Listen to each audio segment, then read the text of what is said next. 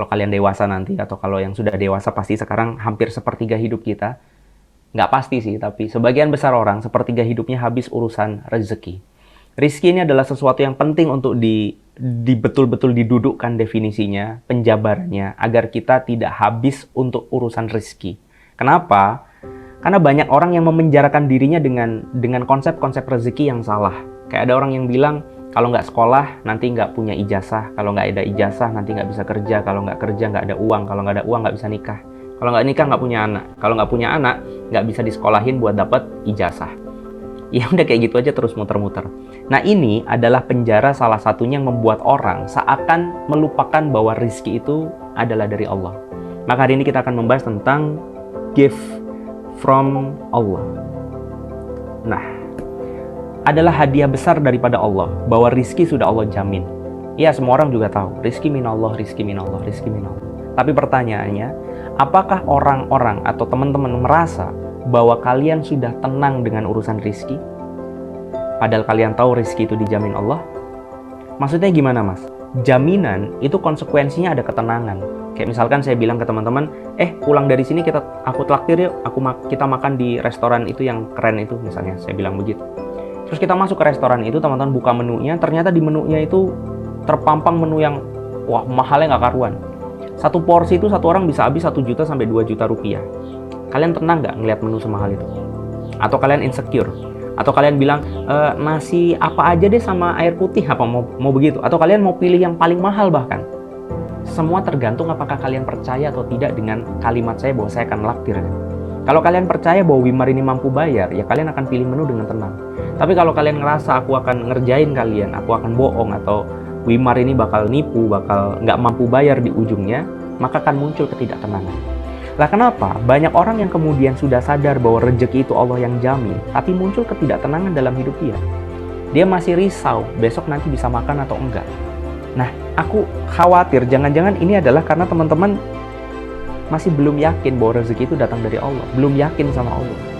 Maka hari ini kita mau mendudukkan tadi, sebetulnya betul tidak rezeki itu dari Allah. Karena ada konsekuensi logis lainnya. Kalau memang rezeki dari Allah kan logikanya ngapain kerja, gitu kan.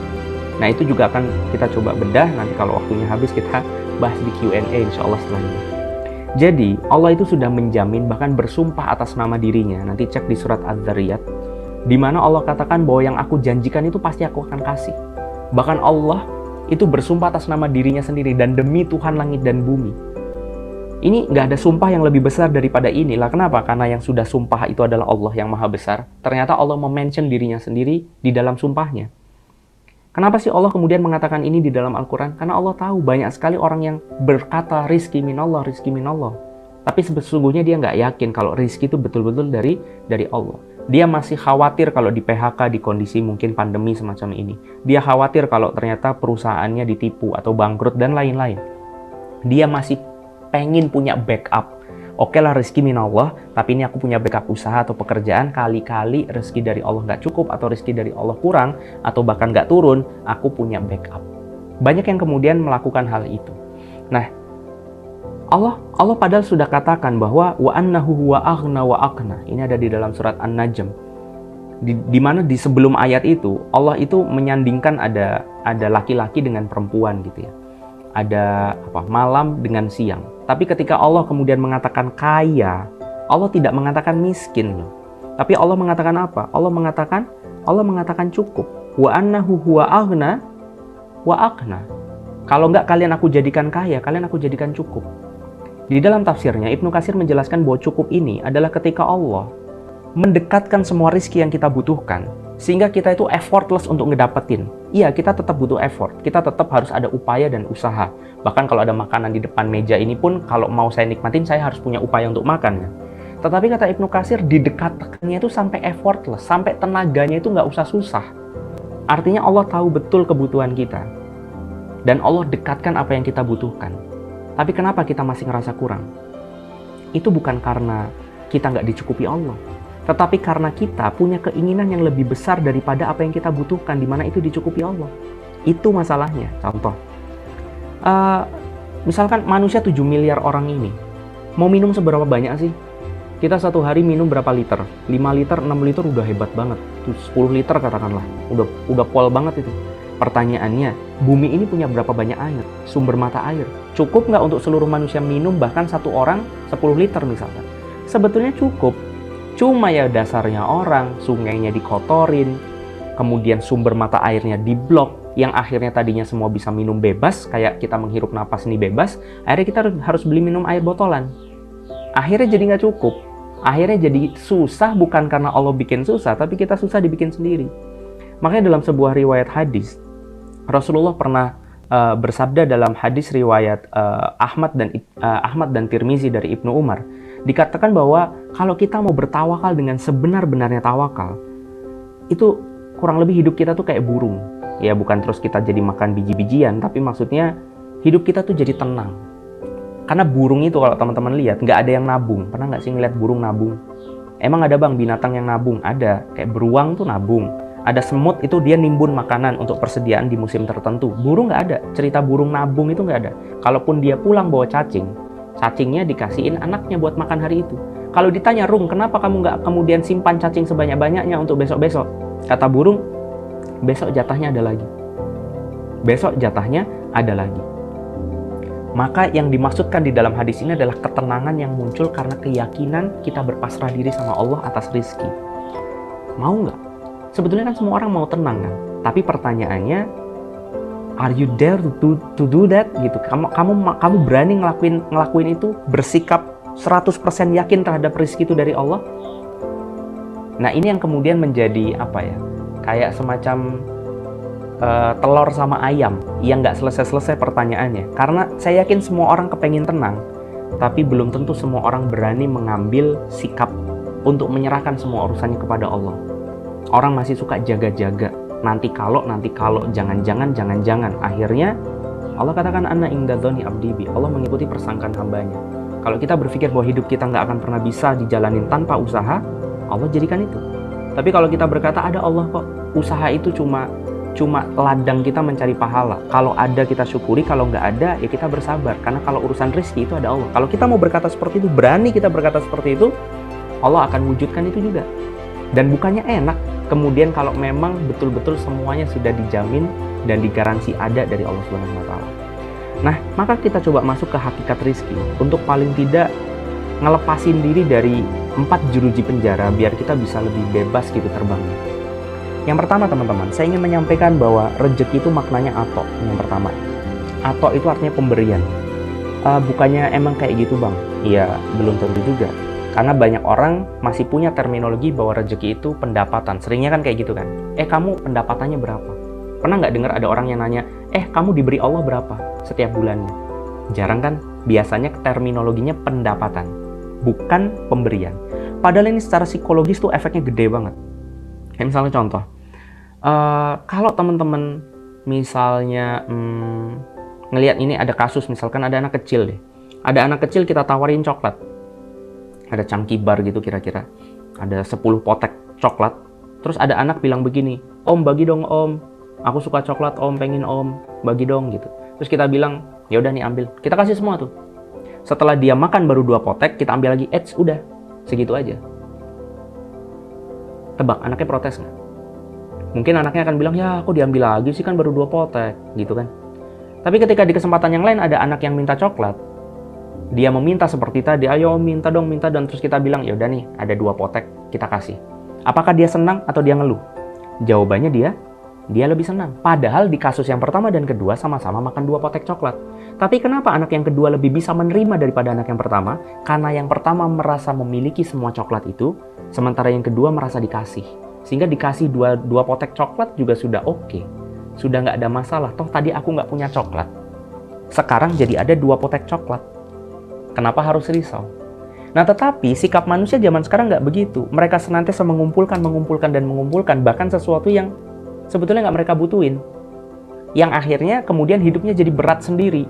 Jadi beban sendiri, jadi nggak merasa pernah cukup sendiri. Bukan karena Allah tidak mencukupkan, tetapi ada keinginan yang lebih daripada yang kita butuhkan, yang membuat kita itu jadi seakan-akan nggak pernah cukup. Kayak misalkan ada orang yang berkata bahwa aku tuh minimal rekening 15 juta lah, kalau belum 15 juta belum tenang. Tapi di standar orang lain bisa jadi 50 juta baru bisa dia tenang. Ada yang 100 juta baru bisa dia tenang. Ada yang 5 miliar kali baru dia bisa tenang. Ada yang merasa tenang kalau misalkan rumah sudah lunas. Ada yang merasa tenang bahwa kalau misalkan mobil sudah ada 2. Kalau belum 2, nggak. Standar-standar itulah yang membuat kita jadi susah.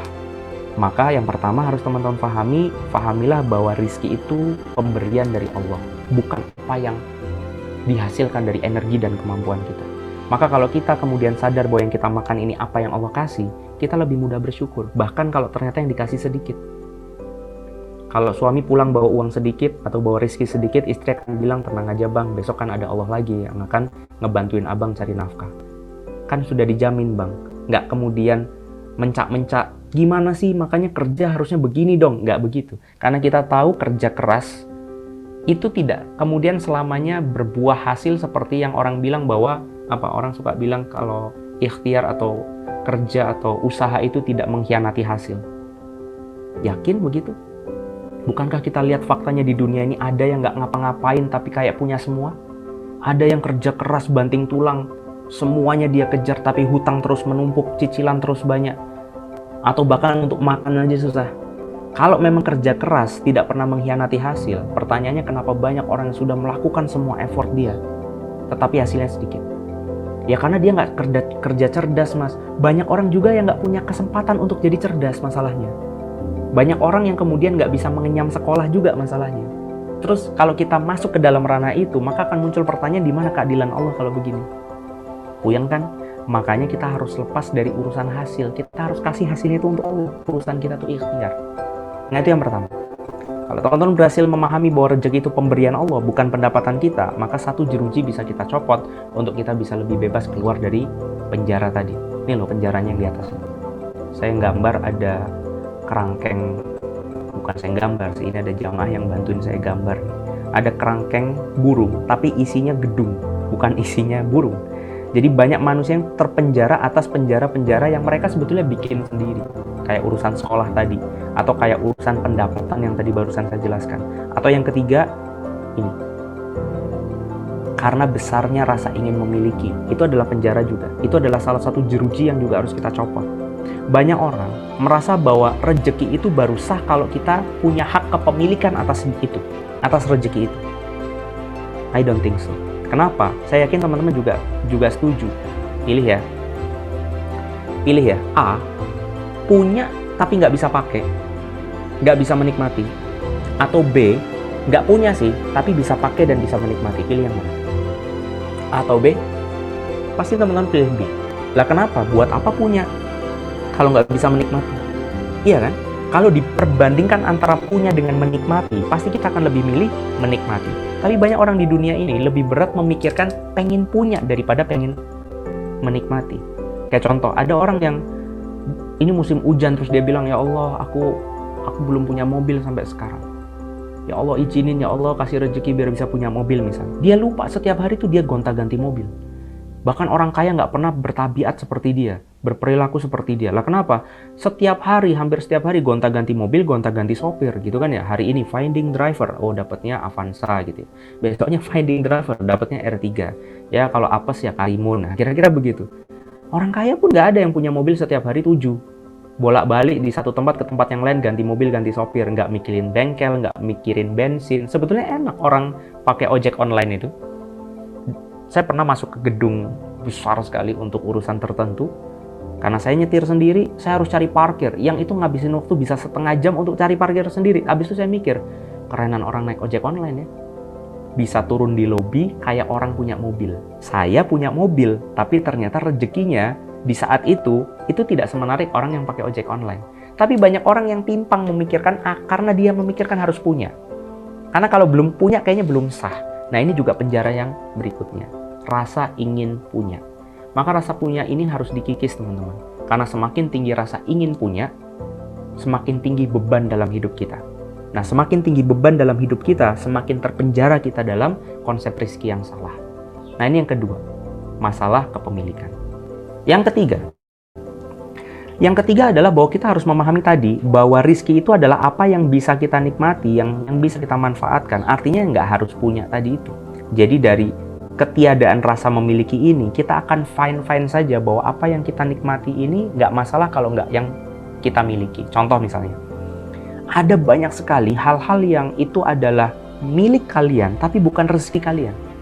Dan sebaliknya ada juga hal-hal yang ternyata bukan milik kalian, tetapi itu rezeki kalian. Contoh, yang pertama dulu.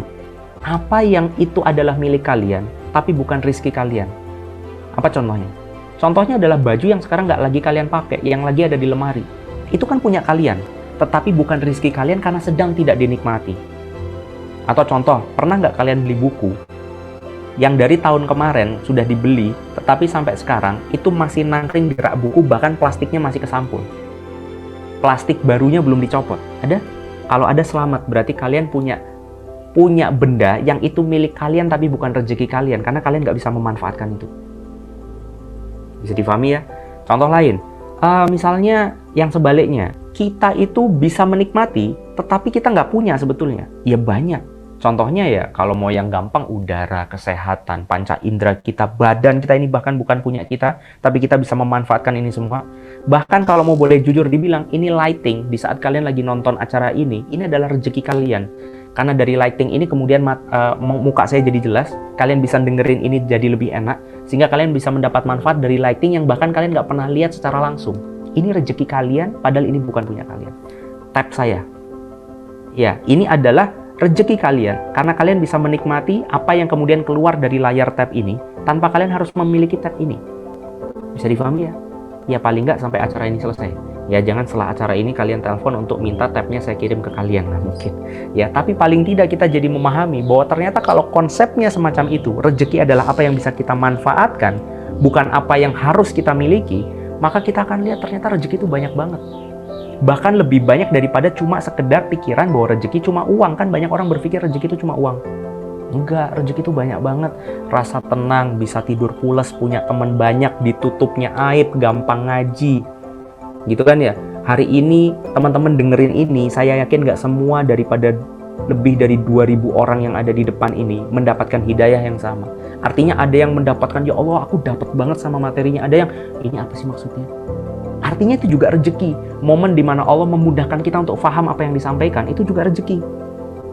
Jadi rezeki itu luas banget. Rezeki kayak saya ini, saya punya rezeki ditutup aib sama Allah. Itu rezeki saya banget, karena kalau kalian tahu aib saya hari ini aja, nggak usah yang kemarin-kemarin, hari ini aja kalian tahu aib saya yakin kalian nggak mau dengerin saya. Artinya saya punya rezeki berupa apa? Masih maunya orang-orang dengerin saya karena Allah tutup aib ini. Itu rezeki juga, tapi jarang disyukurin. Kenapa? Ini masalah yang keempat.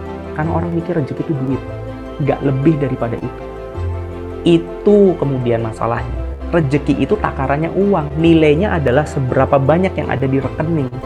Enggak teman-teman, sekali lagi rezeki itu adalah apa yang bisa kita nikmati. Lah emang kalau masih dalam bentuk uang, kalian bisa nikmatin gimana? Nyemilin koin gitu? Maunya uang kertas gitu kan nggak bisa. Itu harus ditukar atas barang atau jasa, baru barang jasa itu kalau memang bisa dimanfaatkan, baru disebut rezeki. Itu pun kalau Allah izinkan kalian memanfaatkan itu. Contoh, ada orang bisa beli daging, dimasak enak banget, tapi nggak bisa dimakan. Kenapa? Dia punya kolesterol.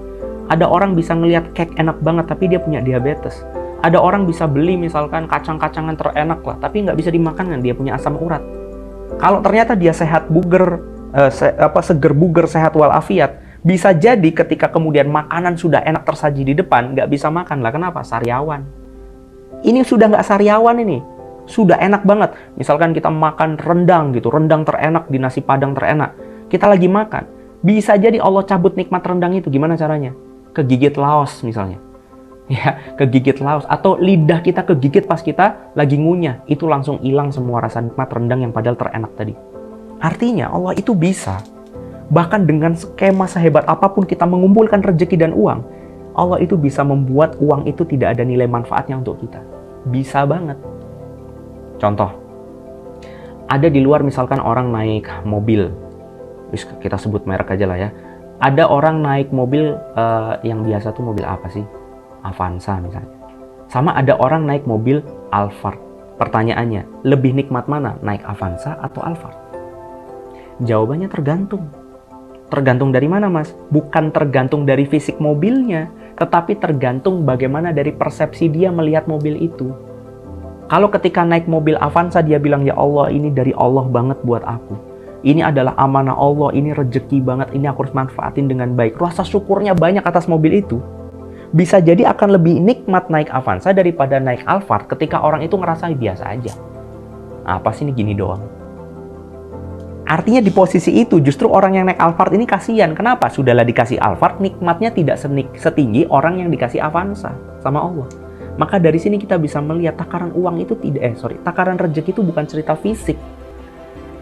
Makanya Allah bilang innallaha la yughayyiru ma biqaumin hatta yughayyiru ma bi anfusihim. Allah nggak ngerubah nasib kita sampai kita ngerubah apa yang ada di dalam diri kita. Ingat, ini ayat ini sering banget dimisinterpretasikan. Biasanya kalau saya tanya, Allah nggak merubah nasib kita sampai titik-titik. Biasanya lanjutannya adalah sampai kita merubah nasib kita sendiri. Bukan. Coba nanti cek terjemahnya. Bukan itu maksudnya. Allah itu bilang, innallaha la yughayyiru ma biqaumin. Sebuah kaum itu nggak akan berubah nasibnya hatta sampai si orang-orang yang ada di situ itu merubah apa yang ada di dalam diri. Apa sih yang ada di dalam diri ini? Iman, persepsi kita, pemikiran kita, keyakinan kita, rasa syukur kita. Itu yang akan merubah nasib kita. Maka kalau teman-teman pengen bahagia, jangan nunggu kaya, kelamaan, dan bisa jadi bukan itu takdir kalian. Bahagia itu bisa sekarang dengan cara apa? Yang ada yang bisa kita nikmati, kita syukuri. Terus dengan apa tadi caranya? Nurunin rasa kepengen punya. Terus dengan apa? Memahami bahwa semua ini adalah pemberian Allah, bukan hasil kerja keras kita. Semua yang saya jelasin tadi, terapin aja sekarang, maka hari ini kita bisa tenang untuk urusan rezeki, dan nggak kemudian ketar-ketir lagi seperti banyak orang di sana yang setiap hari, apa orang istilahnya, pergi pagi, pulang petang gitu ya. Kepala pusing-pusing, pantat pegal-pegal gitu kan. Pinjam sana, pinjam sini, tuh P-nya banyak banget. Kenapa? Karena dia berpikir kalau nggak ada aku yang usaha keras, aku nggak akan dapat apapun untuk hidupku. Your choice. Kalian mau pilih konsep orang ini, atau kalian ingin menggenggam janjinya Allah bahwa wa anahu wa aghna wa aqna, sudah dijamin semuanya. Oke, kita lanjutin lagi. Ternyata urusan rezeki teman-teman, ini bukan urusan dunia, karena urusan ini berlanjut di akhirat kelak. Allah Subhanahu wa Ta'ala dalam sebuah hadis riwayat Tirmizi menjelaskan kepada kita semua bahwa kelak anak Adam itu akan ditanyai 4 perkara. Ini gara-gara 4 perkara ini yang kemudian terjadi di yaumil mahsyar kelak. Itu orang itu berdiri tegak hampir sekitar 150.000 tahun hitungan waktu. 150.000 tahun. Itu cuma untuk ngejawab 4 ini. Yang pertama, umur dihabisin buat apa? Maka setiap detik yang kita lewatin itu ada hisabnya. Sampai saking Allah kasih tahu bahwa umur ini yang kayaknya panjang ini, itu sebetulnya sangat pendek. Itulah kenapa surat tentang waktu atau tentang umur itu sangat pendek. Wal asr. Innal insana lafil khusrin, semuanya itu rugi. Illa kecuali illa ladzina amanu wa amilus solihati wa tawassaw bil haqqi wa tawassaw bis sabr. Semuanya rugi kecuali orang itu mau memanfaatkan setiap detik waktunya itu beriman, beramal soleh. Wa tawassaw bil haqqi wa tawassaw bis sabr, menasihati dalam kebaikan dan menetapi kesabaran. Hati-hati sama umur kita. Itu ada hisapnya tiap detiknya. Gabut kita itu yang kita rasa nggak ada hisapnya, jangan salah. Gulang-guling kita di atas kasur itu, scrolling Instagram nggak habis itu ada hitungannya kelak. Summa latus aluna yawma idzin anil na'im. Kelak akan dipertanyakan semuanya. Yang kedua, ilmu yang sudah kalian tahu ini, kalau nggak kalian terapkan dalam kebaikan atau nggak kalian ajarkan kepada orang lain, itu juga akan dipertanyakan. Maka itulah kami di Yuk Ngaji ini sejatinya bukan siapa-siapa, tetapi kami memutuskan untuk harus berdakwah. Dan bahkan menjadikan dakwah ini menjadi jalan hidup. Kenapa? Bukan urusan kita ini, bukan siapa-siapa, tetapi masalahnya Allah akan mempertanyakan ilmu yang kita punya. Saya nggak punya ilmu kok mas, yakin. Juz Amma hafal nggak? Enggak. Ya sudah, surat pendek kulhu apa nggak? Hafal. Ya sudah, itu kan ilmu. Berarti itu adalah chance teman-teman untuk bisa mendakwahkan ke orang lain. Nah ini akan dipertanyakan ilmu ini. Dan bayangkan kalau ilmu ini tidak kemudian kita amalkan atau kita sebarluaskan, kita akan juga ditanya tentang ini nanti besok. Siap? Makanya, ayo kita coba mulai berpikir, kapan nih kita start dakwah?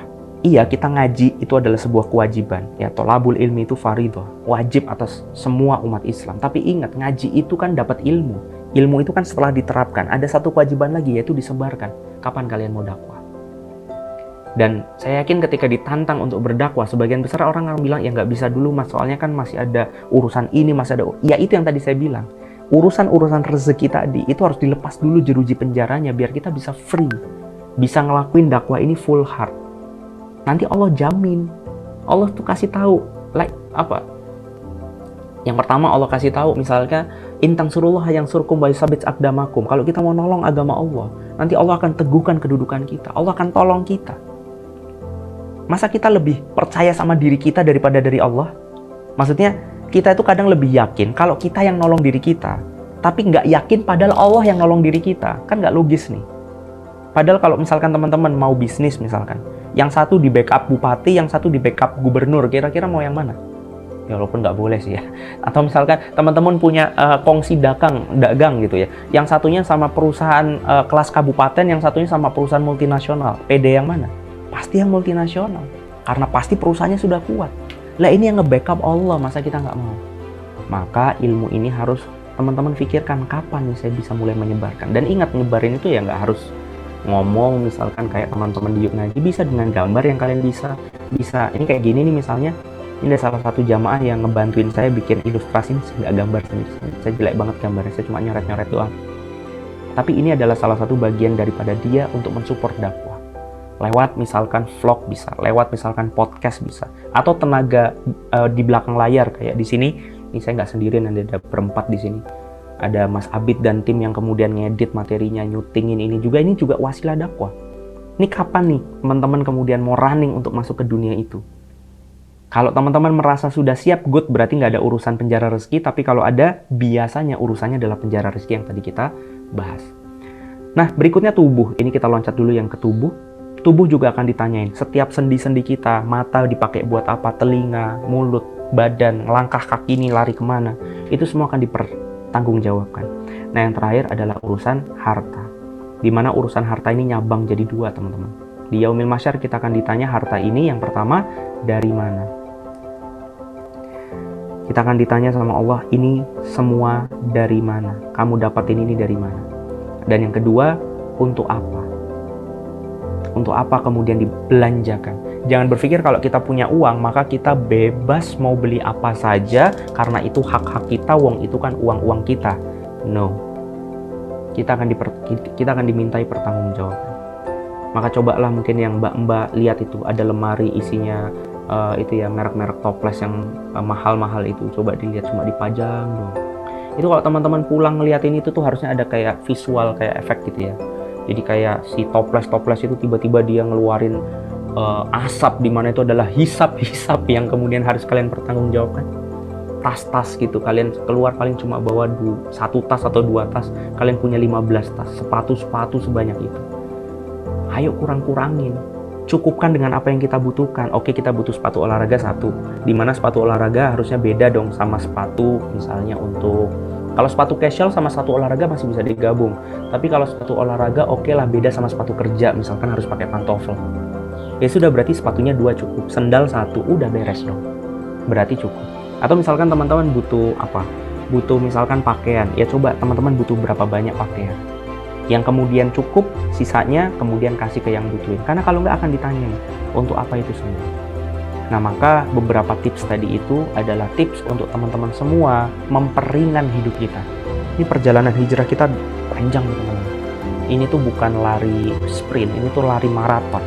Yang kalau teman-teman terlalu banyak bawa bekal, kalian pasti akan keteteran sendiri. Sama kayak misalkan orang hiking naik ke atas gunung misalkan. Itu kalau orang itu ngerasa harus bawa semua yang ada di rumah dia, ya bubar, dia nggak bisa naik ke atas. Atau bawaannya terlalu berat, yang nanti dia nggak akan sampai puncak juga karena dia kelelahan di jalan. Maka alih-alih kemudian seorang yang naik gunung itu harus membawa semuanya, dia harus berpikir bagaimana caranya dia bisa tetap survive sambil membawa sesedikit mungkin barang. Apalagi ketika kemudian ada panitia hiking yang bilang, tenang, nanti ada pos-posnya kok, di sana kalian ada makanan gratis, ada ini gratis, ada itu gratis. Nah, semacam itulah kira-kira. Perjalanan hijrah ini panjang, kayak orang mau hiking. Tapi Allah bilang, tenang, apa yang kalian butuhkan aku cukupin. Maka kalian nggak perlu hidup itu untuk cari kehidupan. Karena hidup kalian itu aku jamin kok sebetulnya. Nah, sekarang tinggal yang dipikirin adalah yang belum dijamin. Rizki sudah dijamin, pahala belum dijamin. Rizki, teman-teman, seriously kalian nggak nyari, itu dapat. Berarti nggak usah kerja aja dong, Mas. Masalahnya ada kewajiban untuk mencari nafkah. Untuk mencari nafkah kewajibannya, bukan untuk mendapatkan nafkah kan. Tapi mencari nafkah itu kewajibannya. Maka kalau kalian maksa kemudian nggak kerja padahal kalian suami punya tanggungan istri dan anak, kalian jadi dosa.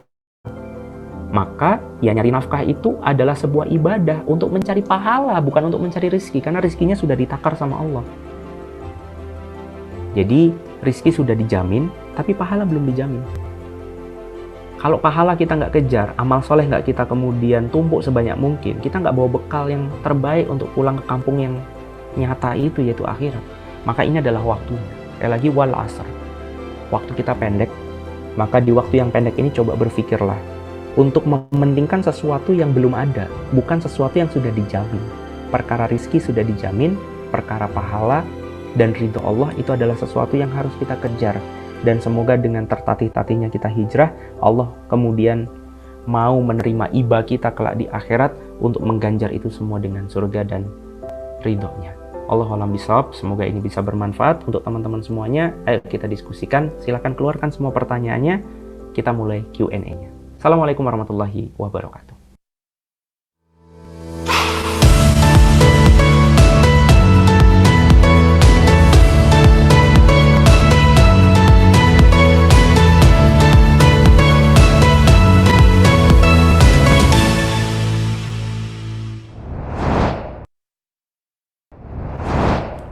Yo, udah muncul. Hai orang beriman. Orang beriman lagi kumpul-kumpul nih, ngopi-ngopi santai gitu. Yang beriman jangan ngiri ya. Oke, kita lanjut ya ke Q&A. Nah, udah kehadiran dua orang paling kece pada malam hari ini. Guru-guru kita, dosen-dosen kita yang tidak perlu dikasih nilai, insya Allah ya. Yes, dosen-dosen yang mulia. Hawa dan Ustadz Wimar. Ustadz Wimar pakai baju hijau.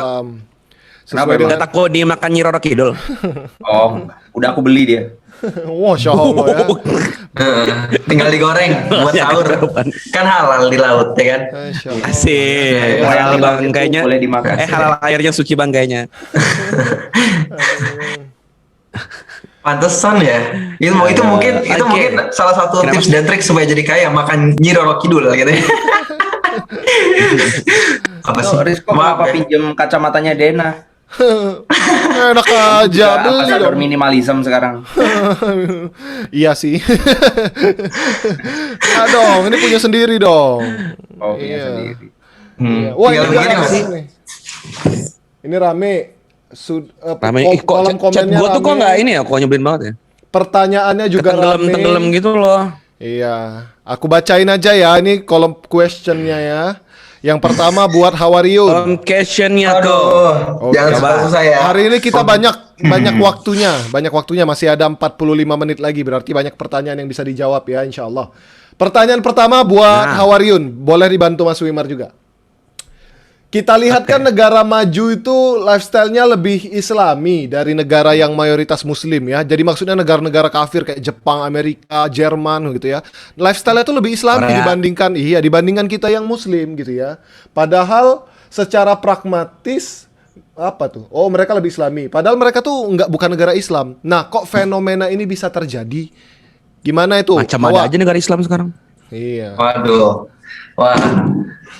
Gimana ya? Kontroversial sekali ya. Ya kalau aku belum pernah ke Jepang sih ya, atau enggak ke negara-negara maju. Yang paling aku baru ke, kalau keluar negeri kemana ya? Malaysia sama Turki doang, sama Mekah, udah itu doang. Alhamdulillah. Semoga semua yang di sini ya semuanya Islami. Kali-kali Anda ke LA. Oh gitu ya. Kalau Mas Fuad mana gitu. Udah ke Korea berapa kali Mas? Oh.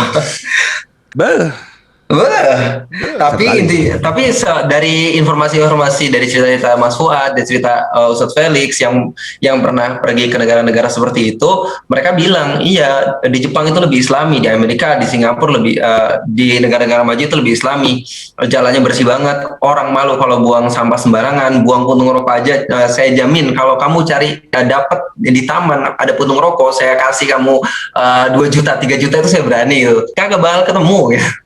Terus kalau kita lihat juga kalau misalnya di bandara gitu, kita turun bandara di Jepang itu ada garisnya kan. Kalau orang Indonesia kan langsung merapat terus kemudian malah nyari-nyari apa bagasi gua gitu.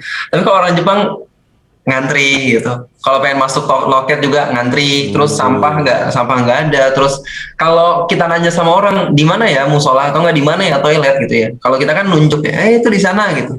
Tapi katanya ya, aku belum pernah datang. Semoga Allah kasih kesempatan. Katanya orang sana tuh bukan cuma nunjukin, tapi nganterin. Di sini mas, sini saya anterin gitu. Oh kamu butuh sejadah ya? Oh ya nih ini sejadahnya mas. Gitu. Minimarket ya. Iya. Iya. Ya kalau kita nanya susu di mana dia jalan nunjukin. Kita lebih ramah lagi loh. Gimana? Gas kain pulsanya kakak. Nah, itu. Kita lebih ramah.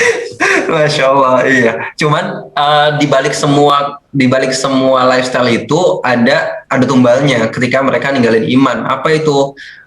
Kita bisa lihat angka-angka bunuh dirinya banyak, angka depresinya meningkat gitu. Mereka pada nggak pengen punya anak, pada nggak pengen meneruskan generasi. Bahkan ada satu penelitian, ada satu universitas yang ngitung Jepang itu punahnya kapan, karena mereka nggak pada pengen punya anak gitu. Itu adalah satu kecacatan ketika satu negara atau satu komunitas itu tidak dilengkapi iman di dalamnya. Tapi kalau rapuh jadi luarnya kelihatan bagus, luarnya kelihatan kinclong, luarnya kelihatan mewah gitu, tapi ternyata di dalamnya rapuh gitu, kayak apa ya? Ya kayak gitu dah pokoknya.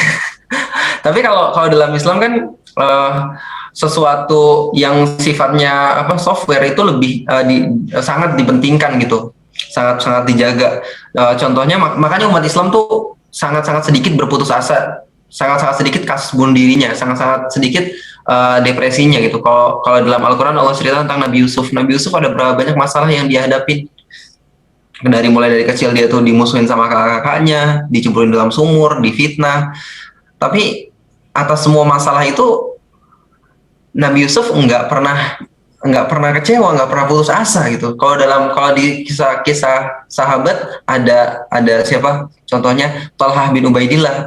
Thalhah bin Ubaidillah kan beliau sangat terkenal banget di perang Uhud ya. Bahkan kalau kata Rasul perang Uhud adalah harinya Thalhah. Kenapa? Karena dia benar-benar melindungi Rasul sampai ada 70 sabetan pedang atau nggak bekas sabetan pedang di tubuhnya gitu. Dia bahkan pengen mati dalam keadaan yang dalam keadaan punya tujuan gitu, dalam keadaan beriman gitu. Kalau orang-orang Jepang kan dia mungkin rapi dalam lifestyle-nya, tapi ketika dia dapat masalah bunuh diri. Kalau nggak lulus bunuh diri, malu bunuh diri. Bahkan katanya tempat paling favorit bunuh diri itu kereta, ya nggak? Ada hutan bunuh diri juga di situ. Dan kalau ada misalnya orang yang bunuh diri, keluarganya kena denda. Bahkan mungkin ada order bunuh diri ya. Kalau di Indonesia kan ada Gojek gitu ya, atau nggak Grab gitu. Nyebutin merek. Dia tuh kita mesen makanan dari situ. Kalau itu mesen gimana tips dan trik bunuh diri? Mungkin ada ya, aku nggak tahu juga sih. Sesuai aplikasi ya Pak? Iya. Aku mau mati dengan keadaan gantung gitu ya, atau enggak disuntik dengan secara halus gitu, atau enggak antar aku ke jurang.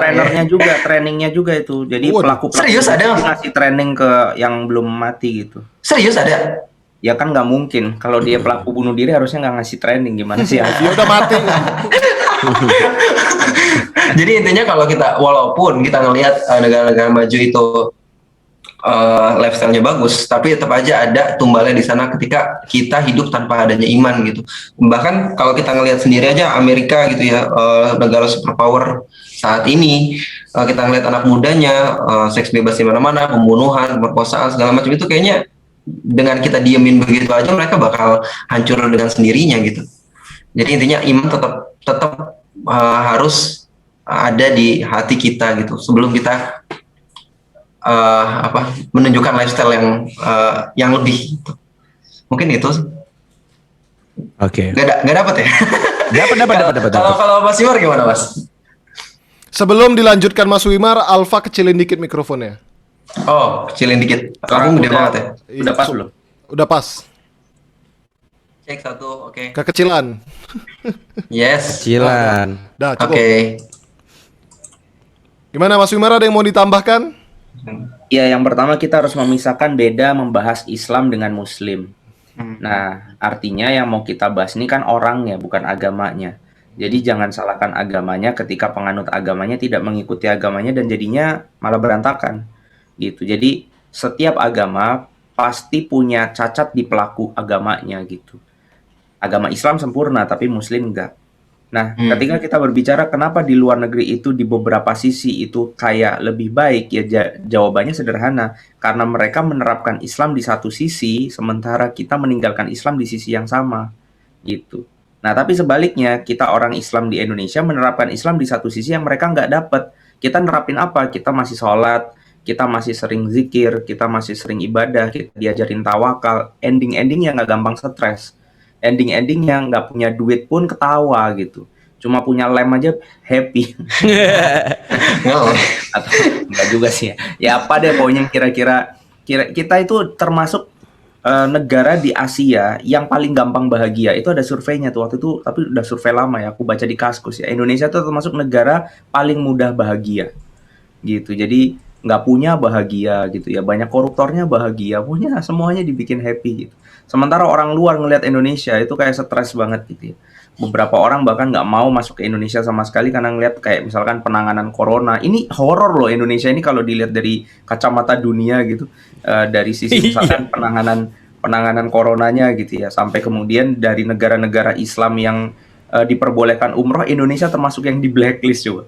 Untuk kemudian bisa umroh ke sana lagi sampai Karena tidak becus dalam penanganan coronanya. Nah, aku nggak bilang gitu ya, tapi gitu.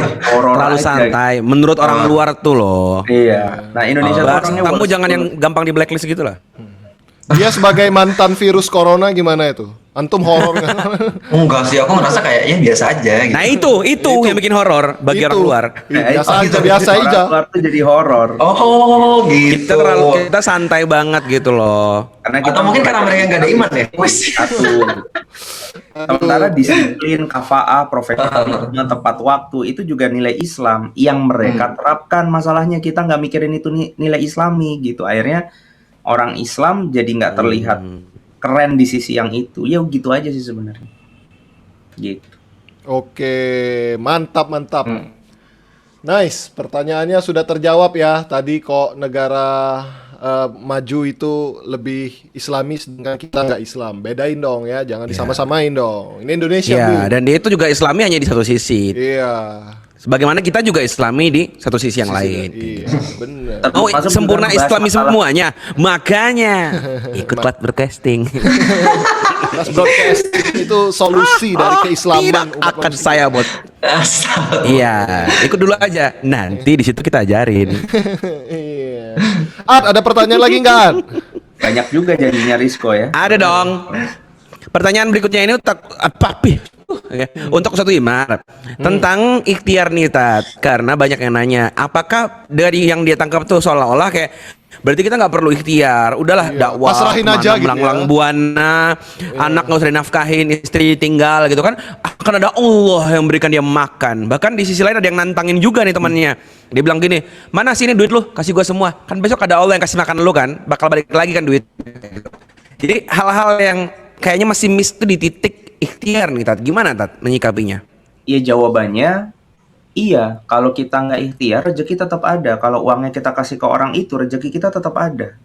Nah cuma masalahnya kan kita juga diajarin buat nggak ngasih ke peminta-minta kan. Jadi orang itu nggak usah dikasih. Terus yang kedua, terus kalau kayak gitu nanti jatuhnya orang Islam jadi nggak profesional dong. Orang Islam jadi kerjanya setengah-setengah dong. Nah itu berarti orang Islam yang paham rezeki tapi nggak paham bahwa pahala itu ada di balik profesionalisme dia bekerja. Dan dosa itu ada di balik tidak amanahnya dia bekerja. Nah itu yang harus difahami. Jadi triggernya itu pahala dosa. Kalau kita kemudian profesional, setiap profesionalisme yang kita lakuin itu ada pahalanya. Kita tekan kontrak, janji jam 8 masuk kantor, jam 5 pulang. Istirahat cuma 1 jam 12 sampai jam 1. Ngikutin kemudian amanah yang sudah kita akadkan itu menjadi pahala. Bolos kantor atau telat sengaja kemudian datangnya jam 9, 1 jam jadi dosa. Nah, dari sanalah kemudian orang Islam itu tertrigger untuk melakukan sesuatu. Gitu. Kalau di luar tertriggernya karena penghasilan. Ujungnya apapun yang tidak kemudian berkorelasi dengan penghasilan nggak bikin mereka semangat. Contoh, guru di sekolah deh. Saya nggak tahu sistemnya sekarang, tapi kalau zaman saya sekolah ya namanya guru gajinya udah ditetapin. Mau niat, mau nggak niat ngajar itu ditetapin. Gitu. Artinya ya akhirnya muncul orang-orang yang berpikir udah tinggal masuk kelas aja, assalamualaikum, sama waalaikumsalam. Maksudnya aku punya tuh guru masuk ke kelas, nggak nyebut namanya ya, masuk ke kelas assalamualaikum, habis itu nyuruh kita buka buku paket, disuruh baca, dia baca koran, habis itu terakhirnya waalaikumsalam gitu. Jadi katanya cuma dua, assalamualaikum sama waalaikumsalam. Kenapa kemudian dia ngelakuin itu? Karena dia tahu gitu pun gajinya tetap. Nah, tetapi Ngapain berbuat ketika lebih ya? nggak ada yang membuat lebih, tapi ketika orang tertrigger dengan pahala dan dosa, dia tahu bahwa semakin baik dia mengajar, ketika ini contohnya guru, maka akan semakin banyak pahala yang dia bisa dapat gitu. Makanya kayak misalkan kita berbicara di Yuk Ngaji misalkan, semuanya kayak kita kan nggak digaji kan di Yuk Ngaji. Oh, Digaji tentu nggak sih? tidak. Tentu tidak. Tentu tidak. Kita Masa sih digaji. terus yang transfer kemarin ke aku gimana dong? Tentu tidak. bikin isu. Kok kamu dapat sih, aku 10. enggak? Iya, maaf, aduh ketahuan deh kalau aku dibayar selama ini. Kamu buzzer ya? Jadi kalau di Yuk Ngaji kita nggak ada gajinya. Tapi saya ngelihat kayak Rizko tiba-tiba bikin kelas broadcasting. Gak ada yang minta, nggak ada yang nyuruh juga. Kayak Fuad tiba-tiba bikin SK Wafer gitu. Kita cuma ngomong sama Ustadz paling. Ustadz kita mau bikin kayak gini, gimana ACC nggak ACC. Kemudian developmentnya di sana mau dibikin apa. Kayak Fuad itu bikin apa sih? Kalau banyak banget tuh yang kayak bikin apa sih, video-video. Itu ada program apa sih kok bisa? Oh, anak-anak program luar- Ramadan itu loh. Apa sih? Apa Bingung program Ada Ramadan lu? kelas Korea kamu itu suka pada bikin video sendiri buat ngepromo. Oh, itu ini tugas akhir sekolah. Nah, tuh kayak gitu. Itu juga nggak ada yang nyuruh gitu. Kayak Hawa bikin konten gitu. Ya udah, kita tahu bahwa ini amanah kita. Kita udah Allah kasih kesempatan dakwah, tinggal kita mati-matiannya mau kayak apa. Nah, profesionalismenya akan muncul di situ gitu. Jadi ya udah kayak gitu. Jadi dengan seperti itu, sebuah perusahaan yang Islami nggak butuh CCTV jadinya. Karena orang jadi tertrigger untuk nggak nyolong, nggak nyogok, nggak nepotisme, nggak kolusi, karena mereka tahu di sana ada dosa. Dan mereka kan Apa yang membuat- karena mereka tahu ya. Iya, apa yang membuat Mas Rizko sama Mas Fuad itu bangun jam 2 malam ngurusin UN Academy? Iya, coba. Oh, Iya, apalagi. Apalagi kalau bukan masalah ekonomi. Iya. Tentu popularitas lah. Itu saja. Iya, makanya. Iya. Berarti kalau dalam kasus yang nafkah tadi adalah ya kalau lu nggak ngasih nafkah istri lu, dia tetap bisa makan, cuman nggak ada pahala dalam menafkahi dan justru bisa jadi dosa Nggak gitu ada ya. pahala dan Bukan jatuhnya masalah dosa, karena menafkahi keluarga untuk suami hukumnya wajib. wajib, betul. Gitu. Jadi pahamilah bahwa pekerjaannya Betul, kita itu betul. Paham ibadah gitu. Masa sholat minta dibayar? Gitu. Makanya Berarti dari sini tetap aku nangkap banyak di antara kita yang udah dapat materi tadi, tapi tetap standar berpikirnya tuh uang gitu ya. iya, makanya Kayak tadi standar maksudnya kan digeser dulu. menilainya tuh kayak ntar kalau nggak ini nggak dapat, berarti tetap aja berarti dapat rezeki itu uang seolah-olah kayak Masih gitu uang ya. lagi, uang lagi. Makanya persepsinya harus Uang, diganti, oke, rezeki tidak sama dengan uang, tadi kan ceritanya gitu. Gitu. Ya, berarti fokusnya ke pahala dan dosa kita ya, gak usah fokus kepada dapatnya berapa, kurang lebih kayak gitu. Yo, ada lagi nggak kok pertanyaan kok? Ada, ini pertanyaannya likes-nya sedikit tapi menurutku cukup bagus ya. Jadi aku akan Coba, bacakan aja. kalau nggak bagus kamu aku mute ya. Iya, aku akan bubarkan live ini ya. Jangan dong. Jadi pertanyaannya tadi ini mengenai Mas Wimar tadi kan bilang bahwa Allah itu tidak memberikan kemiskinan tapi kaya dan cukup gitu kan. Oh Ya. benar. Allah tuh Cukup nggak miskin pernah- lah. Iya. Nggak- Cukup nggak- menderita semua- menjalani hidup nggak- di nggak- dunia. Parah lu. Gitu. Jangan bikin-bikin lo tafsir nih, tafsir. Tapi katanya dia melihat faktanya di dunia ini khususnya di Indonesia tuh banyak juga orang yang bener-bener fakir nggak punya apa-apa seolah-olah tuh nggak cukup mereka itu. Apakah mereka itu memang belum effort gitu untuk mengejar rizkinya? Padahal kalau dilihat mereka tuh dari pagi sampai sore juga ngais-ngais sampah mencari rezeki. Kayak effortnya sudah maksimal tapi tetap aja kayak gitu. Gimana tuh Mas Wimar? Ustaz Wimar? Jadi ini permasalahannya nggak bisa dibahas dari sisi ekonomi tok sebenarnya, karena ini permasalahan global. Kan Allah ciptakan manusia itu jadi khalifah di atas muka bumi. Oh, paham. Mana khalifah itu bertujuan untuk ya hidup bareng dengan aturannya Allah, memaksimalkan apa yang Allah berikan ini untuk rahmat bagi seluruh alam. Nah, tapi manusia nggak mau hidup kayak gitu. Yang sekarang terjadi, manusia tuh saling bersaing. Mereka mengkotak-kotakkan diri mereka atas suku mereka, negara mereka. Kemudian setiap negara bersaing dengan negara yang lain, berkapitalisasi untuk kemudian menyerang dan mengalahkan negara lain. Gitu. Perusahaan-perusahaan juga kayak gitu, main caplok satu dengan yang lain gitulah. Ada Instagram, WhatsApp dibeli Facebook, terus ada apa dibeli apa, ada apa. Nanti perusahaan lama-lama cuma 5 kali gara-gara sistem hegemoni itu. Nah, Karena perbuatan kemudian manusia ini sendirilah yang akhirnya kemudian muncul banyak kerusakan. Salah satunya kemiskinan yang sebetulnya tidak harusnya terjadi.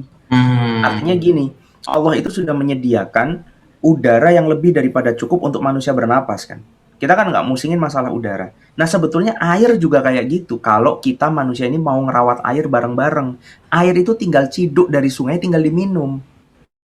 Lah cuma gara-gara kita kemudian ngaco gitu kan ya, buang sampah sembarangan, dipakai buat apa, akhirnya air sekarang harus beli. Nah sebetulnya orang zaman dulu kayak misalkan Nabi Adam gitu ya, kalau misalkan ngelihat hidup kayak gini tuh stres dia karena dia ngelihat kok air aja harus beli sih gitu kan ya. Mau bukannya air itu harus tinggal diminum aja gitu kan ya. Buah tinggal dipetik Dasar aja. akhir zaman udah badan kecil, banyak gaya. Enggak gitu. Kalau kita lihat kalau nggak ada manusia, alam ini kan nggak rusak sebetulnya. Cuma karena kemudian keserakan manusia, alam ini jadi rusak gitu. Akhirnya Allah bilang kan Dhaharul fasad gitu. Semua akan tampak kerusakan di atas muka bumi ini gara-gara kelakuan kita itu. Gitu.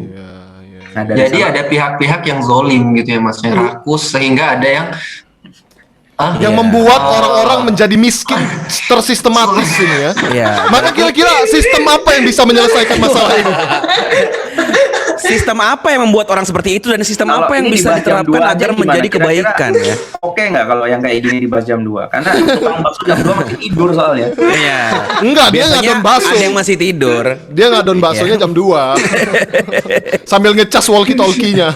Nah, nantilah kita bahas ya di kelas broadcasting. Iya. Menarik. Ya, menarik.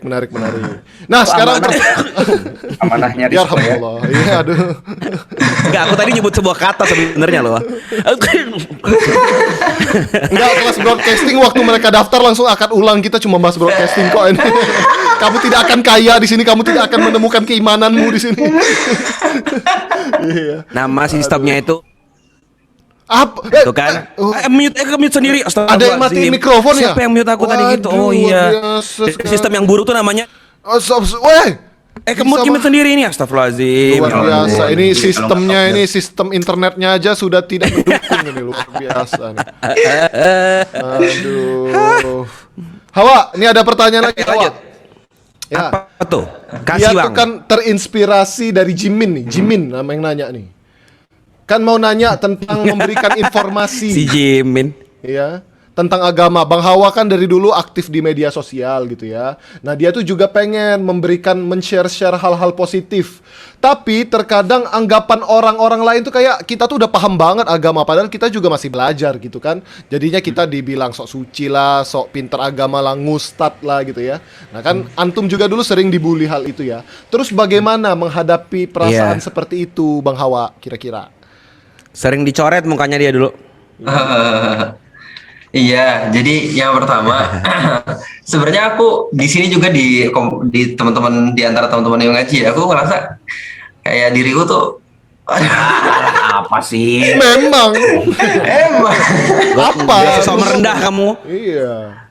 enggak, kalau aku ngelihat kapasitas diri aku malu untuk bisa tampil atau enggak untuk bisa buat video atau enggak tag video tadi ngisi ya kayak akademi menjadi dosen itu kayak ngerasa aku siapa gitu. Cuman Lu siapa? Kan iya. Yang usahain lu nanya Bang. lagi. Cuman Guru digituin. ini kesempatan kebaikan, ini kan kesempatan Iya, kebaikan. benar, Ya udah benar. kita ambil gitu. Perkara nanti misalnya kita ngerasa kayak apa yang kita sampaikan itu ternyata ada yang nggak cocok, ada yang nggak pas, terus kemudian ada yang kesinggung, itu bisa kita perbaiki seiring berjalannya waktu. Oh. Iya. Dan kan gini ya, orang yang dicaci itu nggak masalah, yang masalah tuh mencaci, karena dicaci itu nggak dapat dosa, dan yang mencaci justru yang mendapat dosa gitu. Oh. Dan menarik tuh. Allah Maha tahu kok isi hati kita tuh pengen share kebaikan. Masa iya kalau kita ngelihat ada banyak banget orang yang lihat mereka tuh buat konten keburukan itu dengan PD-nya gitu. Masa iya kita pengen share walaupun kita ngomongnya terbata-bata kayak aku gitu. Terus kita nggak tahu, kita taunya cuma satu hadis atau nggak satu hadis atau nggak satu ayat. Tapi ya masa iya kita nggak lebih pede dibandingkan orang yang nge-share keburukan. Ya kita harusnya ketika kita nge-share kebaikan itu harusnya membuat kita lebih pede dong. Gitu sih. Ini Aku pernah nasihat nanya dariku tuh dari juga. ustadku, dikasih tahu kayak gitu juga tuh. Aku nanya, Tat, aku malu dakwah apa nggak aku ntar aja ya pas sudah ada ilmunya, udah banyak ilmunya, udah bener, udah baik gitu. Terus dia bilang, kapan tuh? Kapan tuh kamu udah bakal ngerasa udah baik, sempurna, udah bener tuh? Gue jadi langsung paham kayak, oh ya nggak mungkin ya, nggak akan ada selamanya kamu tuh jadi orang yang sempurna gitu. Jadi apa yang ada? Mumpung masih punya banyak lisan-lisan ini untuk ngomong ya. Aku coba nambahin mata koin keduanya ya. Jadi sisi lain dari jawabannya Alfa gitu. Silakan Mbak Najwa. Ya baik, terima kasih Sujiwo Tejo. Keluarnya itu. Jadi betul yang Hawa bilang bahwa ya kita mah dakwah aja, lurusin niat. Efek daripada itu ya udah kita syukurin aja. Tapi kita juga harus tahu bahwa kalau masih ada yang ngebully kita, bisa jadi cara dakwah kita juga keliru. Nice. Emang dasar kita ngesok banget di situ. Itu tuh bisa jadi emang dasar kita kurang bagus pendekatannya. Nah, itu kita juga harus introspeksi karena jangan sampai Islam itu tercoreng gara-gara cara kita nyampein. Gitu. Kalau Islamnya tidak diterima tidak apa-apa, tapi kalau kitanya yang tidak diterima, itu berarti kita wajib memperbaiki diri kita. Maksudnya gimana? Rasulullah itu pribadi paling baik, tapi Islamnya masih orang tolak. Tapi orang itu tidak menolak pribadinya Rasulullah, yang ditolak itu Islam yang Rasulullah bawa. Nah, ketika kita membawakan agama, menyampaikan indahnya Islam, terus ternyata tiba-tiba orang nolak, tapi karena perilaku kitanya, nah itu jadi beban tersendiri yang harus kita evaluasi segera. Iya, menarik. Sudut pandang yang bagus sekali. Jadi tetap ada sisi introspeksinya ya, nggak semata-mata kayak ya aku udah mau nyampein lo nggak mau terima ya, emang lo bagian dari orang-orang yang budek kali yang ditutup hatinya itu. gitu. Gitu. Oke, paham. Ada pemahaman yang salah tentang al-ghuraba atau orang yang terasing. Kan orang-orang yang kemudian menggenggam Islam ini, yang hijrah lah, yang apalagi yang dakwah lah, itu kan akan menjadi orang-orang yang terasing kan. Nah, tetapi kalimatnya itu terasing, bukan membuat dirinya asing. Mengasingkan diri ya. Bukan mengasingkan diri. Gitu. Jadi seakan-akan kalau ada orang yang banyak hatersnya, ditolak banyak orang, dibully orang, terus dia ngerasa aku udah jadi di posisi Rasulullah. Gundul ya. Karena keterasingan itu bukan sesuatu yang dicari gitu. Benar. Orang emang kitanya udah baik, udah bener nyampeinnya, terus kita terasing, nah itu baru bener gitu. Iya. Tapi kalau kita memang dasar layak untuk diasingkan, ya itu nggak Iya. Kayak Ustadz Feli kan orang asing ya? Apa bukan? Bukan. Aseng ya. Asing. Parah lu ah.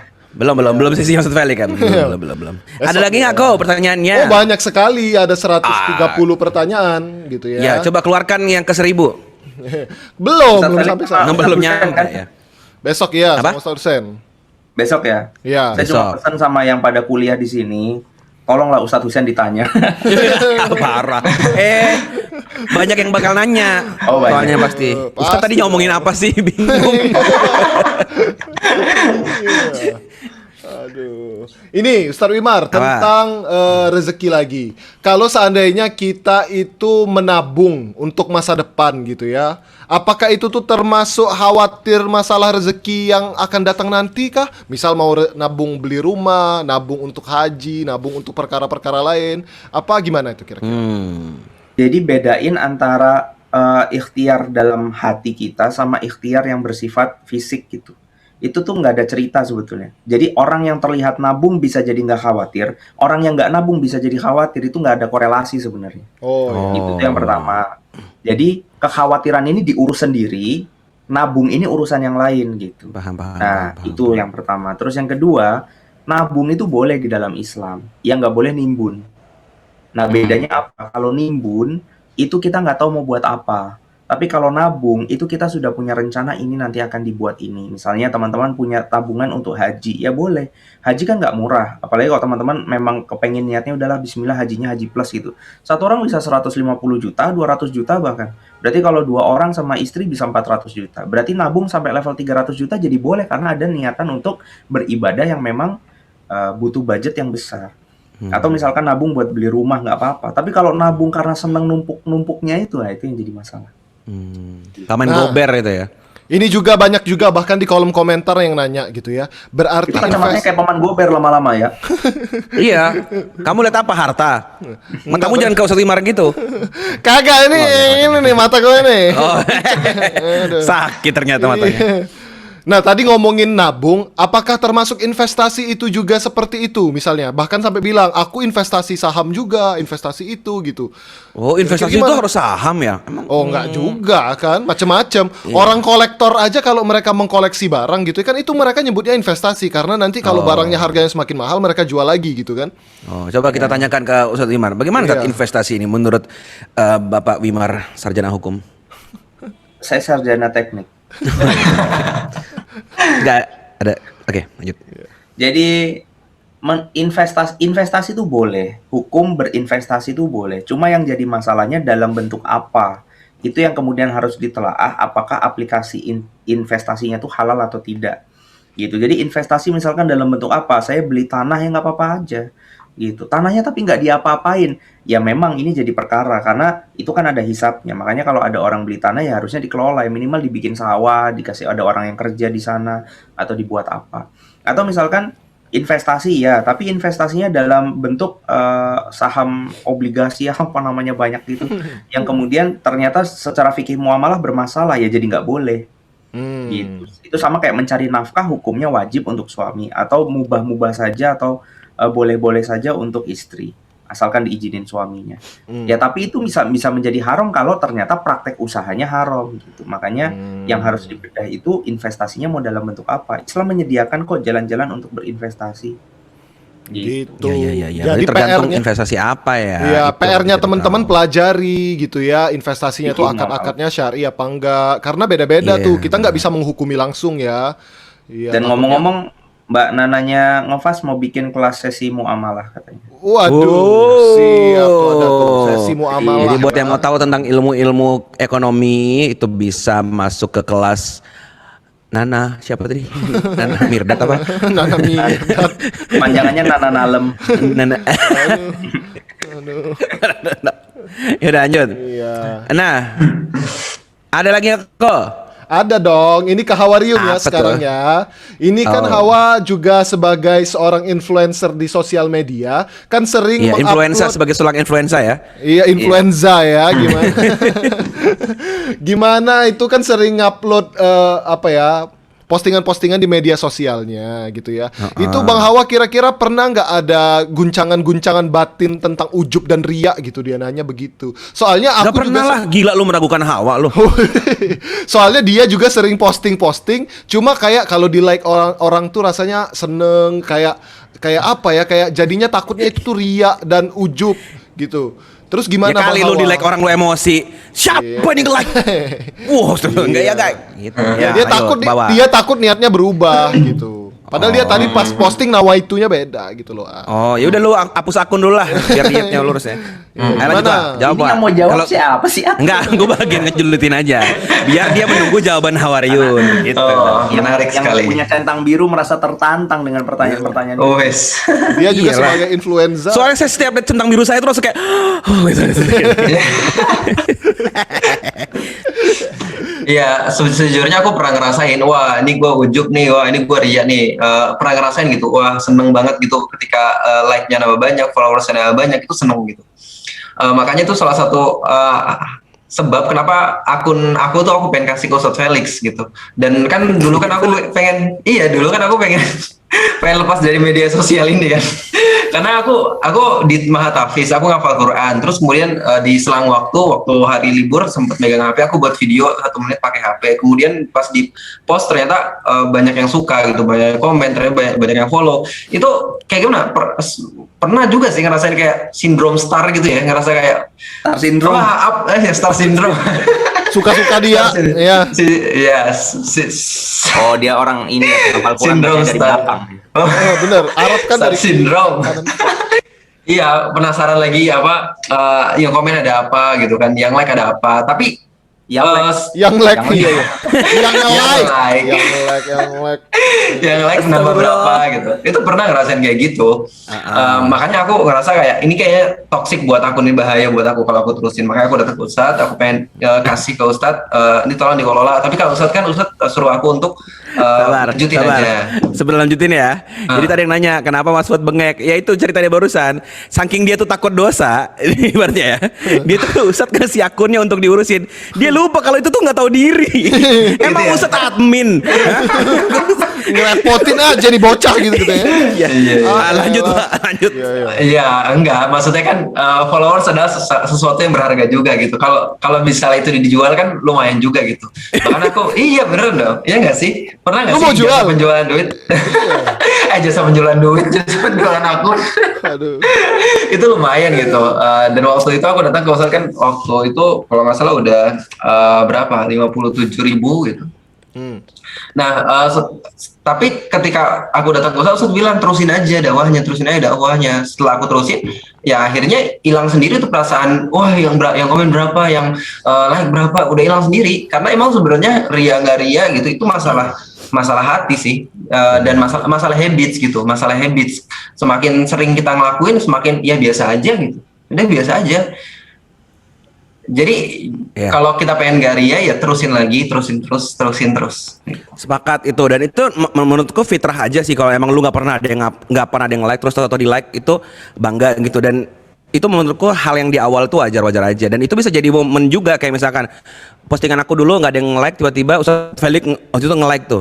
Padahal itu jalan dia untuk memperbudak aku kan. Kayak, wah Ustadz Felix nge-like aku. Terus kayak, terus dideketin. Kan aku jadi seneng kan. Itu kan jari cara gitu misalkan kayak gitu. Nah tapi di sisi lain pas teman-teman kayak Hawariun ini berdakwah, aku yakin masih sampai sekarang pasti masih merhatiin jumlah komen, jumlah like, pergerakan engagement. Karena itu penting untuk tahu dakwah kita ini udah tepat kalau di online. Kalau di live kan kamu akan lihat tuh ekspresi orang senang apa enggak, ketawa enggak, tidur apa enggak. Bukan karena berharap di notice, tapi karena ya kalau lu ngomong semua tidur ya nggak ada yang denger dong. Berarti kan bisa jadi lu membosankan, bisa jadi postingan lu kurang menarik untuk, karena lu sampaikan ini kan barang penting, harus laku tanda kutip ya. Karena ini mau tanda kutip ini mau ngasih sesuatu yang bagus. Nah kalau itu jadinya nggak miss gitu ya, jadi nggak cocok sama audiens, engagementnya menurun. Nah itu di titik itu kita bukan merhatiin karena seneng, tapi kita memang membaca data kayak gitu, dan itu penting bagi seorang pendakwah di media sosial kayak gitu. Nice. Dan juga nih buat Hawa nih. Tadi kan antum materinya itu membahas tentang decluttering gitu ya. Jadi hidupnya itu minimalis gitu ya. Barang-barang yang memang nggak dipakai mending disedekahkan aja. Nah ini ada teman-teman yang baru hijrah. Mereka tuh juga pengen mensedekahkan barang-barang mereka yang nggak sudah dipakai gitu ya. Tapi itu kan barang-barang yang ternyata itu bekas mereka dulu sebelum hijrah. Misal pakaian wanita tapi yang seksi, yang tidak menutup aurat gitu. Nah itu gimana Bang Hawa? Itu kira-kira kalau disedekahkan kan nanti malah jadi dosa jariah, karena ya ternyata tetangganya yang make gitu kan, bapak-bapak lagi gitu, gimana itu rusak nanti. Di Bali banyak tuh orang butuh baju tuh yang lagi berjemur. Iya gimana tuh Bang Hawa? Yuk Ngaji sedang mau ngerilis program namanya Yuk Ngepul ya, nanti bisa dikumpulkan di kita, nanti kita jual ya di marketplace. Nyari dulu. Tinggal kita sambung roknya jadi panjang, cari deh. Gimana Bang? Ya ini kan coba gimana dari orang yang lebih paham fikih, Mas Wimar. Tapi setahu aku ya al-wasilatul ilal haram gitu. Sesuatu yang mewasilahkan kita terhadap yang haram jadi haram. Kalau kita misalnya kita nggak minum homer sih, cuman kita jual homer gitu. Ya tetap aja kita jadi wasilah buat keharaman gitu. Cuman ngapain dibuang kalau misalnya bukan ngapain ya, maksudnya itu masih bisa dipakai kan kalau kamu udah nikah gitu. Kan itu boleh dipakai di depan suami. bisa dipakai di rumah juga. Iya, bisa dipakai di rumah juga. Gitu. Iya. Kalau pengen lebih aman lagi. Ini penting nih buat lap dapur, bener. Buat lap dapur. Atau enggak kalau pengen ngasih barang-barang yang zaman dulu itu bisa tanya ke orang yang emang digunainnya itu untuk sesuatu yang untuk di rumah gitu. Oh, jadi harus dipastikan dulu nih, gua kasih lu rok mini Louis Vuitton gitu ya. Tapi harus dipakai di rumah doang ya. Kenapa ngasih bersyarat gitu? Ngerepotin. Kita pemilikannya kan udah pindah. Ya kita juga harus ngasihnya sama orang yang bersyarat. Ya ngasih juga harusnya ke orang yang udah tahu itu berijab syar'i dong. Dia harusnya udah hijrah juga. Apa sih satu ngomongnya, weh? Iya, Kenapa Ustadz? Ya udah nggak usah dikasih dah, nggak usah, pelit gua pelit. Anak aja ngasih. Enggak. Maksudnya kita juga kalau pengen ngasih itu kasihnya ya yang udah kita kenal orangnya, tanda kutip dia tuh udah paham tentang batas penutup aurat gitu kan. Jadi kalau kita kasih Ustazahnya dia nggak mungkin ya ya nggak mungkin dia Umu pakai Alila keluar kan. Umu Alila ini ada bikini dia lagi gitu sih. Tetep gak layak. Coba lu bayangkan. gitu Anda ya? ngomong yang bener dong. Udah paling bener nggak usah dikasih, simpen aja dah. Bikin fitnah ini pertanyaan. Salah banget gua nanya ini. Lu sih nanya mana pesertanya? Ini kalau rok mini kan masalahnya kan kalau dikasihin ke orang kafir pun ini kan akan jadi masalah ketika dia pakai buat keliling-keliling kemana-mana Iya, kan. bener. Tapi ada kaidah bahwa sesuatu yang dibolehkan di agama yang lain yang tidak dibolehkan di agama kita bisa oper ke mereka. Contoh, kalian punya hutang riba, ya hutang cicilan berbunga. Itu kalau kalian mau over kredit, itu kalian harus over kreditnya ke orang kafir gitu. Karena orang kafir itu boleh makan riba gitu. Jadi kalau mereka mau terima ya nggak ada masalah gitu. Tapi jangan gitu ya. dioper kredit ke sesama muslim, itu namanya transfer dosa ke saudara sendiri. Gitu. Ya. Ada pertanyaan lagi gak kau yang tidak bikin ribut? Tadi Tolong lah, ya. tadi siang ada yang nawarin kredit Mas, terus aku bilang kan nggak usah Mbak, haram Mbak, itu riba Mbak gitu. Oh kalau gitu Kalau datang ke halalin sini, aku Mas. nggak apa-apa ini gratis katanya, ini gratis emang program kita kok. Ya kalau datang ke sini saya bakar Mbak, saya buang, saya gunting gitu. Daripada capek-capek buang ongkos gitu. Saya nggak pengen Parah. ngasih anak istri saya itu jadi ada sesuatu yang haram, nggak pengen Mas. Saya aja kena air api neraka aja tawarin sakit kayak gitu. Apa kenapa Ustaz? Nggak Fuad Tawarin. tawarin kartu kredit kayak gitu. Ditawarin. Iya ditelepon dikejar-kejar Iya. buat punya kartu kredit. Pernah sih cuma nanya kayak udah punya kartu kredit ini belum? Kayak Oh. gitu-gitulah. Nanti Rizko kan pernah kita nggak, Rizko? ini. Pernah, walaupun saya tertarik ya. Jawabannya ekspresinya itu menjiwai banget pakai kacamata lagi. Walaupun saya tertarik ya gitu. Tapi ya, namanya masih beriman, bagaimana dong? Pernah, Ya bener pernah. sih kayak gitu. Kalau aku kan agak kayak Hawa yang berani belak-belakan. Aku tuh kan orangnya kan kadang kenapa jarang angkat telepon tuh karena deg-degan kalau mau jawab kayak gimana. Nah, sering tuh kayak gitu. Ini punya kartu kredit belum? Gini kita gini. Hah? Halo? Ah, kayak gitu aja langsung pura-pura bego. Terus udah Pernah, mati. tapi itu kan mereka kan memang orang-orang yang nelpon itu kan mereka tuh kan ada SOP-nya di kantor ya. Jadi Oh iya. pertanyaannya ini. Jadi dari pertanyaan awal aja kita sudah tahu nih orang pas nawaran kredit. Kalau aku sering bilang, mohon maaf Mbak, saya nggak punya waktu ya Mbak untuk ngobrolin perkara-perkara yang sia-sia dalam dunia ini. Buset. Kamu coba ngomong pakai bahasa Thailand aja, At. Iya, bener. Oh iya ya. Lek nopan play tong klap. Lek Ide nopan bagus, ke ide kredit bagus. ke kartu jangan tuh. Terus Mbaknya jawab, nggak bisa bahasa Inggris. Lucu banget. Aduh. Itu menarik sih, iya benar. Tapi kapan lagi ya kita kan ngingetin dia juga gitu kan, 80% penduduk Indonesia kan muslim ya, dia mungkin salah satu orang yang kita nggak tahu hidayah dari mana, ya bilang aja gitu, asal jangan ngegas juga sih, Mbak saya takut Mbak, Mbak kena api neraka sih. Itu nggak ngegas tapi itu pembakar ya. Iya karena Karena Allah berfirman ku anfusakum wa ahlikum naro. Iya. Kan buat keluarganya, Apa Mas. tuh artinya Iya, Mas? Mbak mau jadi nggak jadi. Takut sendiri dia. Takut sendiri dia. Parah. Cia. Mbak mau nggak jadi babu aku gitu. Oh, Mbak, karena semua keharaman ini mau nggak aku halalin gitu? Ngomong gitu coba kamu.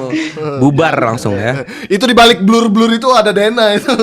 Sudah mengawasi. Loh, lagi ngawasin. Iya. Dia lagi jadi tembok. Aku adalah tembok. Aku tidak kelihatan. Itu iya. Iya kan bajunya mereka kan semua minimalis gitu warnanya hitam putih. Kita gak susah bedain mana Dena mana tembok mana lantai gitu. Sama ya warna. Ya ampun. Oke, pertanyaan terakhir nih, waktunya tinggal 5 menit lagi ya. Terakhir. Ini pertanyaannya bagus, like-nya juga banyak. Ini Oke. nggak terlalu menyangkut materi, tapi siapa tahu dosen-dosen di sini Ustadz Wimar dan Hawa bisa ngasih saran ke teman-teman yang masih ada 1.600-an ini. Mereka Oke. minta saran, kira-kira Ustadz Wimar atau Hawa yang selama ini bergerak di dunia dakwah tuh selalu menargetkan ini nggak sih visi 5 tahun ke depan, 10 tahun ke depan, 20 tahun ke depan itu ada nggak yang menjalankan seperti itu? gitu. Atau Ya, kayak mengalir Fahri aja. di ayat-ayat cinta lah gitu ya. Iya, kira-kira Asik. gimana? Baik urusan amal ataupun urusan rezeki gitu loh. Apakah 5 tahun ke depan aku minimal sudah harus bisa bebas finansial atau sudah harus punya rumah gitu kira-kira? Apa gimana? Silakan Mas Wimar. Awak dulu awak. Hawa ada Iya. nggak? Wah. Lu Yang ada hidup nggak? udah lama dong. Lu ada nggak target-target? Kalau aku sendiri jujur nggak ada, cuman aku selalu ditekenin karena emang aku kan sering jalan sama Ustadz ya, dan ada banyak banget pencerahan dan yang kebuka di sana gitu. Salah satunya kita tuh masangnya bukan masang target, tapi kita masang visi gitu. Visi kita apa, dan jangan sampai apa yang kita lakuin itu menjauh dari visi yang pengen kita lakuin gitu. Kayak misalnya kita pengen buat mie ayam, visi kita pengen buat mie ayam. Masa iya kita ke pasar itu belinya lasanya, kita belinya brokoli, kan nggak nyambung gitu. Nah, kalau misalnya visi Pasar kita adalah mana ini? iya. Yang ada lasan. Kalau visi Pasar kita modern Bintaro lah. Iya bener-bener. kalau visi kita adalah ridho Allah, maka harusnya step-step yang kita lakuin itu harusnya semuanya berkolerasi sama dakwah gitu ke depan. Jadi itu sih yang selalu kita evaluasi gitu. Kalau Mas Imar gimana Mas? Itu ada pembagian umur waktu dari Ibnul Qayyim itu. Dia membagi waktu manusia itu jadi 4. Yang pertama tuh aulat, itu 0 sampai 15 tahun. Ini anak-anak.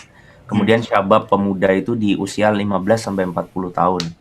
Terus ada hulul namanya, kuhul namanya. Itu dewasa, yaitu 40 sampai 60 tahun. Kemudian suyuh atau tua itu di atas 60 tahun.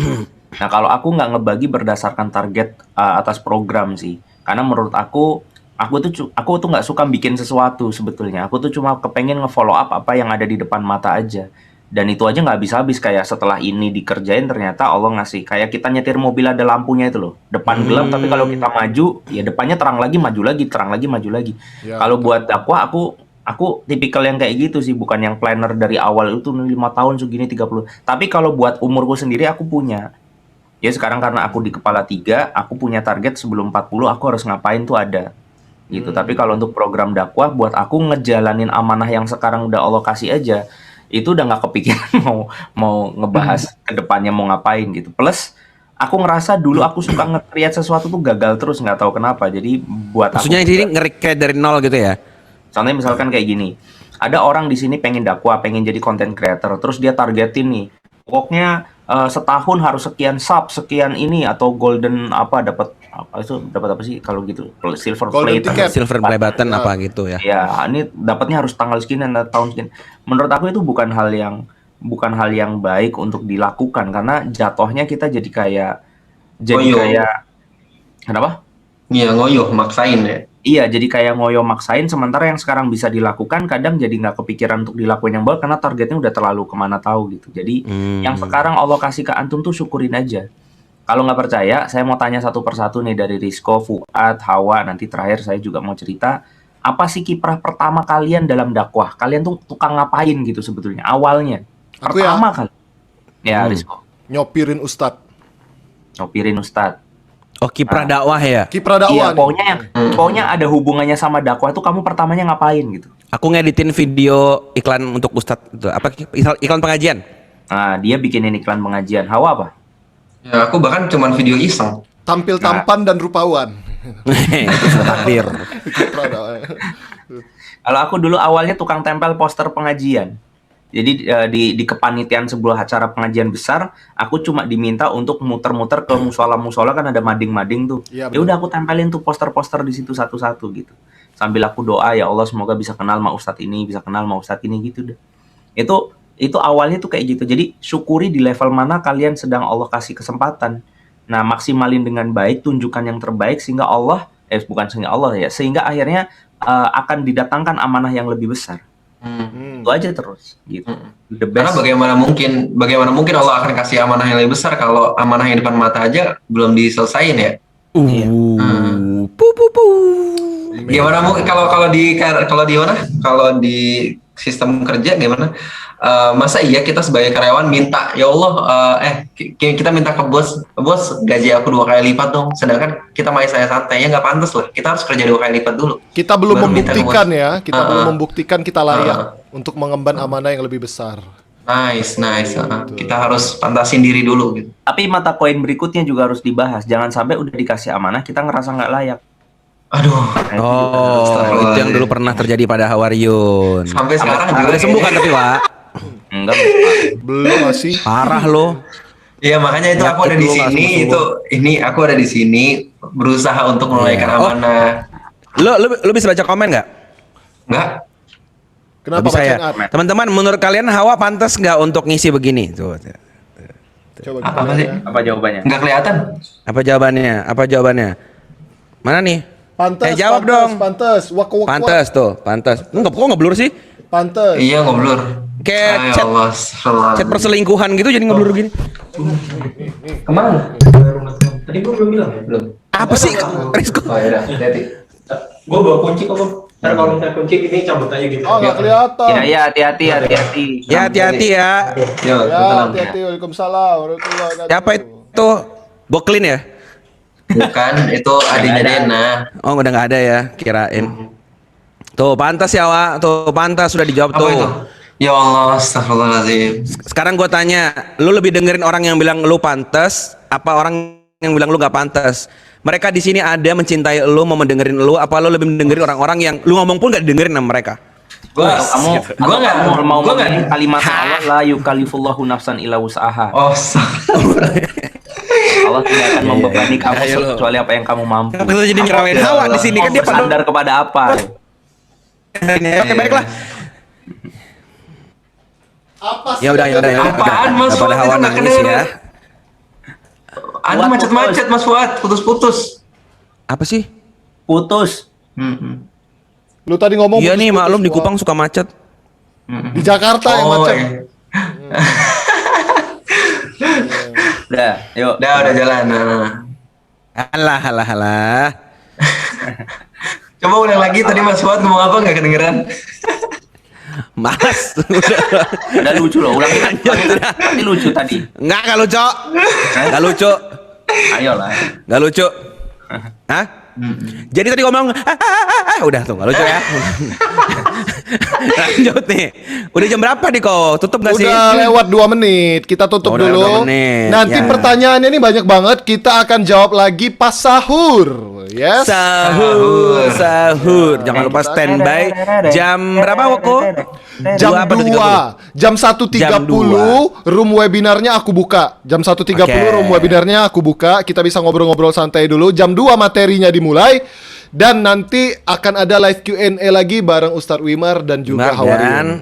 ya, kita datang ya. Oke, gitu aja kali untuk pertemuan hari ini. Makasih banget yang udah hadir. Ada berapa orang kok sekarang? Ada 1.500, 1.400. Masya Allah, 1.400 orang. Oke, kita tutup yuk dengan hamdalah dan doa kafaratul majelis. Alhamdulillahirrahmanirrahim. Subhanakallahumma bihamdika asyhadu an la ilaha illa anta astaghfiruka wa atubu ilaik. Sampai jumpa nanti subuh. Selamat beristirahat. Hai orang beriman. Assalamualaikum warahmatullahi wabarakatuh. Orang beriman mau bobo dulu ya. Yang kafir jangan ngiri. Bentar aku nyari kacamata gelap banget mana sih ini? Lama lu. Udah Bumpernya. enak banget tadi tuh. Oh gitu. Lagi Lu sosok agaya pakai kacamata sih lo. Menghambat produktivitas. Ayo, ditutup lagi, Ad. Tadi belum. Enggak, malas gue. Udah teriak-teriak gue, tetangga gue udah bangun nih. Ya udah ya, gua mau tutup ya. Dah, assalamualaikum. Assalamualaikum, dadah. Udah.